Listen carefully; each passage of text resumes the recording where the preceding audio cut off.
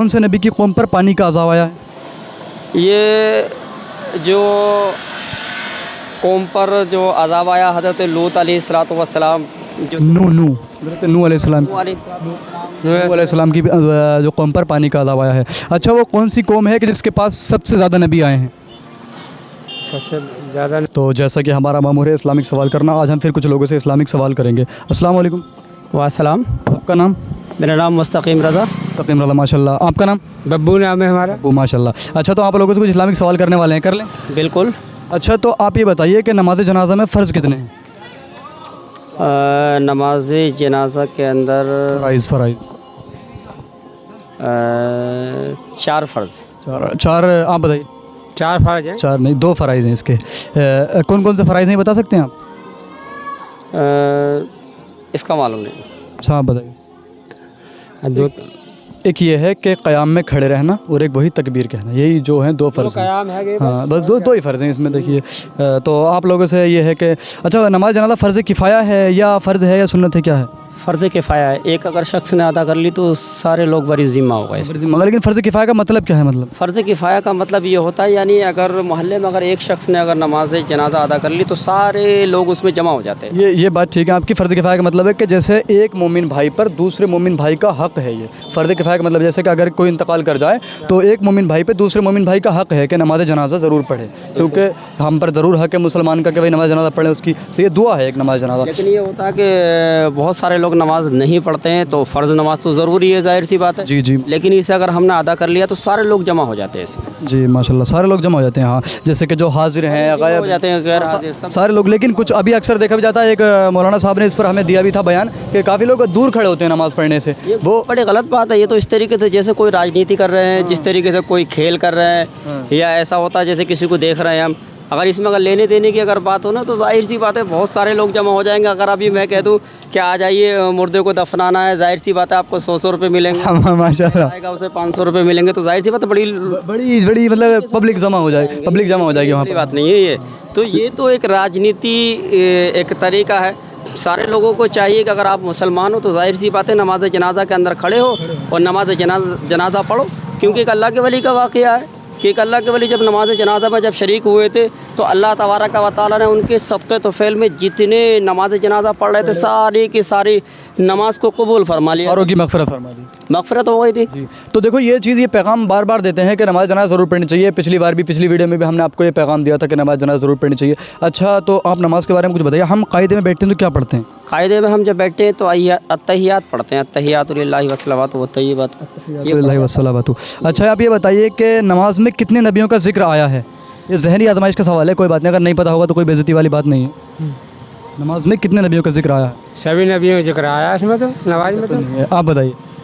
इसमें ज़्यादातर प्यारे मुस्तफ़ा अलैहिस्सलातु वस्सलाम का ज़्यादा आया है। हाँ, एक नबी का जिक्र हो रहा है। जी, आप बताइए। और एक नबी हज़रत आदम, मेरे ख्याल से हज़रत आदम अलैहिस्सलातु हज़रत इब्राहीम अलैहिस्सलाम, दुरूद इब्राहीम है ना, अल्लाहुम्मा सल्ली अला मुहम्मद व अला आलि मुहम्मद कमा सल्लैता अला इब्राहीम व अला आलि इब्राहीम। अल्लाह तबारक व तआला ने उन पर इम्तिहान दिए और इम्तिहान लिए, तो हज़रत इब्राहीम बिल्कुल बात सही है, बिल्कुल। अच्छा, कौन से नबी की कौम पर पानी का अज़ाब आया है?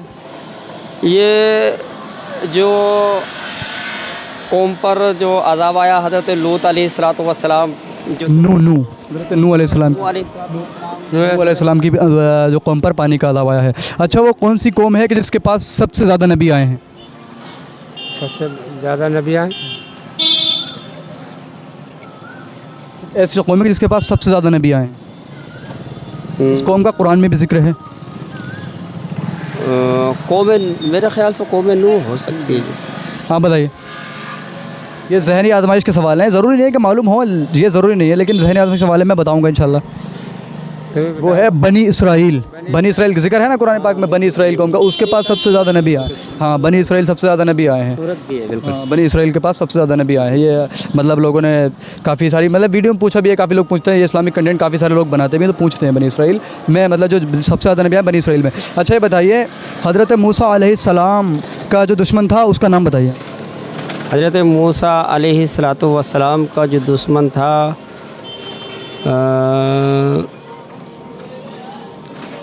मूसा व हारूना, यानी आप बताओ। आप हज़रत मूसा अलैहिस्सलाम का जो दुश्मन था वो कौन था? हज़रत मूसा उसी के घर में पले बड़े हैं जी।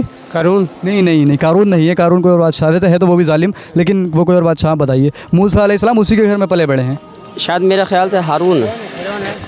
फिरौन। फ़िरौन, माशाल्लाह, फ़िरौन, हाँ फ़िरौन। हज़रत फ़िरौन जो है, फ़िरौन है वो, फ़िरौन जालिम फ़िरौन, जिसने हज़रत मूसा अलैहिस्सलाम पर जुल्म किया।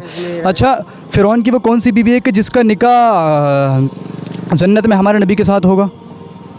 इस बारे में मालूम नहीं। आप बताओ, फ़िरौन की बीवी का नाम क्या है? बीवी का नाम क्या है? फ़िरौन की बीवी है हज़रत आशिया रज़ियल्लाहु ताला अन्हा, जिनका निकाह जन्नत में हमारे नबी के साथ होगा। अभी लील एक जलील किस्म का आदमी था जिसका अलाशा आज तक रखा हुआ है, आप देखते भी होंगे म्यूज़ियम में रखा हुआ है कि जालिम किस्म, वो जालिम था जिसने हज़रत मूसा अलैहिस्सलाम पर जुल्म किया। जो हज़रत आसिया रज़ियल्लाहु ताला अन्हा पर उसने जुल्म किया तो वो एक जालिम है, इसीलिए उसका लाशा आज तक रखा हुआ है, दिखाने के लिए, इबरत के लिए कि देखो अगर कोई, उसने खुदाई का दावा किया था ना कि मैं खुदा हूँ, उसने दावा किया था, उसके माथे पर लिखा हुआ है, आप कभी यूट्यूब पर सर्च करें, उसके माथे पर लिखा हुआ है कि मैं खुदा हूँ। उसने खुदाई का दावा किया तो देखो उसका हाल क्या हुआ। अच्छा, वो कौन सा बादशाह है जिसने अपनी जन्नत बनाई थी? एक बादशाह, नहीं, फ़िरौन नहीं जी, शद्दाद बादशाह, जन्नत बनाई और जन्नत लेकिन का दावा किया था। हाँ, लेकिन उसमें कदम भी नहीं रख सका। एक कदम उसने रखा था, तभी उसकी मौत आ गई। अल्लाह तबारक व तआला का हुक्म हुआ और उसकी रूह जो है कि कब्ज़ कर ली गई। ये है मतलब जो बादशाह जालिम होते हैं उनका नतीजा ये है, उनके साथ ये हुआ है। एक ही कदम रखा था उसने जन्नत बनाकर, सारी उसने उसमें ऐशाई से तैयार की, सभी कुछ तैयार किया, लेकिन एक कदम रखा, लेकिन अल्लाह की हिकमत देखो तभी रूह कब्ज़ कर ली। गए कब था करून बादशाह? एक कदम इधर, एक इधर, बस एक लगाम पे था। एक इधर एक उधर। आपने माशाल्लाह बहुत अच्छे जवाब दिए हैं। अल्लाह तबारक व तआला दुआ मेरे बोलने में जो कोई गलती हो उसको माफ़ फरमाए और हम सबको इन बातों पर अमल करने की तौफीक अता फरमाए।